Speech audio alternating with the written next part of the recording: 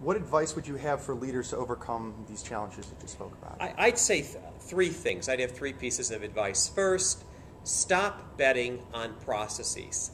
You know, I'm as guilty as anybody in writing a lot of books about innovation processes and innovation practices. Instead, pay close attention to whom in your organization can actually move an innovation through that organization, across the obstacles, across boundaries, and bet on those people.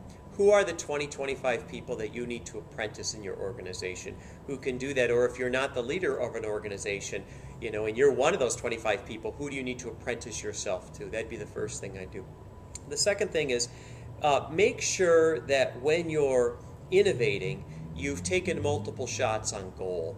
One of the classic mistakes people make is that they think innovation's about going big or going home, when in fact, what almost all the research says, and what probably your own intuition tells you, is most of the people who say go big or go home, right? What you're really trying to do is what we used to call in baseball small ball. What you're trying to do is take small shots, usually 3 to 5 shots that are highly differentiated, but you don't put a lot of expenditure into them. You don't put a lot of money into them, because what you're really trying to do is accelerate the failure cycle. Every scientist knows this, but for some reason when we get to be leaders we forget this. So the object is try and accelerate the failure cycle initially. You're taking on a minimum amount of risk. Turn that portfolio over like a venture capitalist would, right? We're betting on a whole bunch of therapies, but not very much in that first phase, in that angel phase. What we're looking for is what's going to stick.